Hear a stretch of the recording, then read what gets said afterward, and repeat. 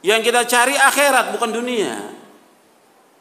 Makanya nanti saya akan jelaskan hadits Nabi SAW dan juga ayat Al-Quran yang menjelaskan tentang dunia. Yang kita harus paham bahwa dunia ini hanya permainan.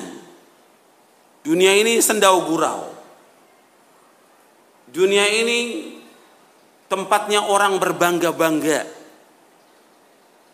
memperbanyak harta, memperbanyak bangga dengan banyaknya keturunan atau yang lainnya yang Allah sebutkan dalam beberapa ayat Al-Quran. Di antara yang harus kita ingat, ikhwan fillah, azakumullah, bahwa dunia ini nggak ada harganya di sisi Allah SWT.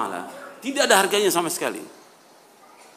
Makanya kalau ada orang sibuk dengan dunia, dia cinta kepada dunia, ini orang-orang yang bodoh dia. Kalau orang yang pintar, orang yang berakal, dia harus mengetahui bahwa kehidupan yang hakiki itu bukan kehidupan dunia, akhirat. Kehidupan akhirat. Makanya Allah menyebutkan tentang dunia dalam Al-Quran merupakan mata'ul gurur. Allah berfirman dalam surah Ali Imran ayat 185. Dalam surah Ali Imran surah yang ketiga ayat 185 Allah berfirman, kullu nafsin dha'iqatul maut wa innama tuwaffawna ujurakum yawmal qiyamah faman zuhzi'a 'anil nari wa udkhilal jannata faqad faz wa mal hayatud dunya illa mata'ul gurur. Allah berfirman dalam surah Ali Imran ayat 185, kullu nafsin dha'iqatul maut, setiap jiwa pasti akan mati, pasti. Wa innama tuwaffawna ujurakum yaumal qiyamah, sesungguhnya akan disempurnakan ganjaran kalian nanti pada hari kiamat.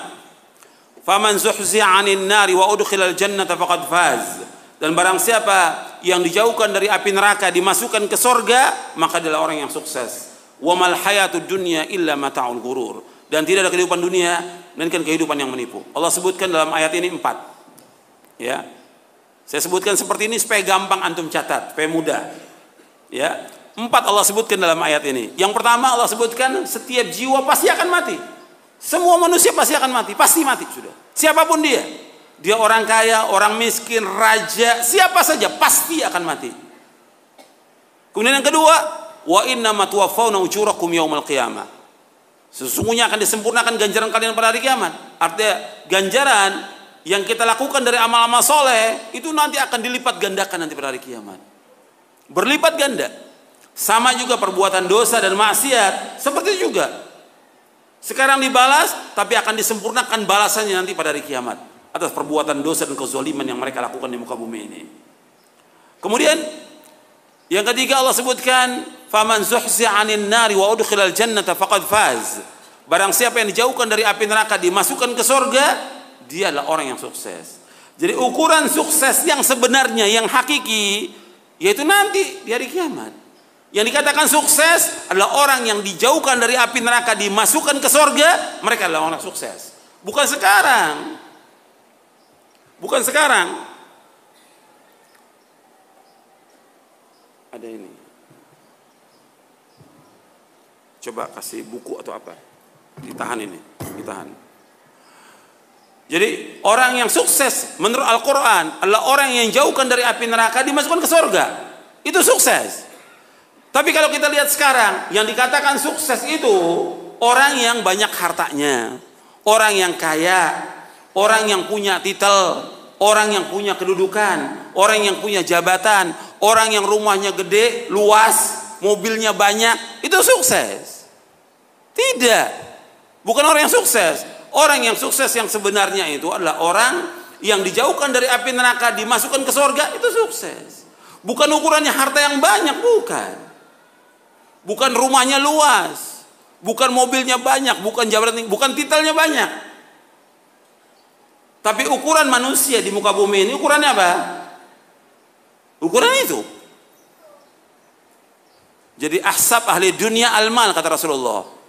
Ukurannya, hitungan manusia di muka bumi harta. Kalau hartanya banyak, sukses dia. Kalau dia kaya, sukses. Tidak, menurut Al-Quran yang dikatakan sukses yang hakiki, yang sebenarnya kalau dia dimasukkan ke surga. Kalau kita lihat yang pertama kali orang yang sukses, para nabi dan para rasul, mereka adalah orang yang sukses. Yang kedua para sahabat. Karena para sahabat Allah sebutkan dalam Al-Quran, dalam surah Al-Hadid di ayat 10, wa kullan wa'adallahu al-husna. Mereka semua kami jamin dengan surga. Semuanya. Sama seperti surah At-Taubah ayat 100. Bahwa para sahabat dijamin Allah dengan surga. Semuanya. Wa kullan wa'adallahu al-husna. Kata Syekh Abdurrahman bin Nasir As-Sa'di dalam Taisir Karimur Rahman fi Tafsir Kalamil Mannan, ketika menyebutkan ayat ini wa kullan wa'adallahu al-husna, wa semua para sahabat dijamin dengan surga. Mereka adalah orang yang sukses. Meskipun mereka fakir, mereka miskin, mereka nggak punya apa-apa. Sebagian besar sahabat miskin nggak punya apa-apa, tapi mereka adalah orang yang sukses. Menurut nas Al-Quran dan juga hadis Nabi yang sahih.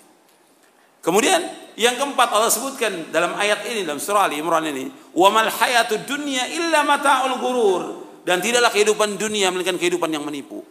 Menipu dunia ini. Jadi kehidupan dunia ini kehidupan yang menipu, bukan hakiki. Semuanya banyak dengan kebohongan, semuanya permainan, semuanya sendau gurau. Antum lihat tentang dunia ini bahwa dunia ini permainan dalam surah Al-An'am ayat 32. Kita melihat Allah berfirman, "Wa mal hayatud dunya illa la'ibun wa lahun, walad darul akhiratu khairul ladzina taqun afala ta'qilun." Allah berfirman, dan tidaklah kehidupan dunia melainkan permainan dan sendau gurau, dan negeri akhirat lebih baik bagi orang-orang yang bertakwa. Afala ta'qilun? Apakah kalian tidak berpikir?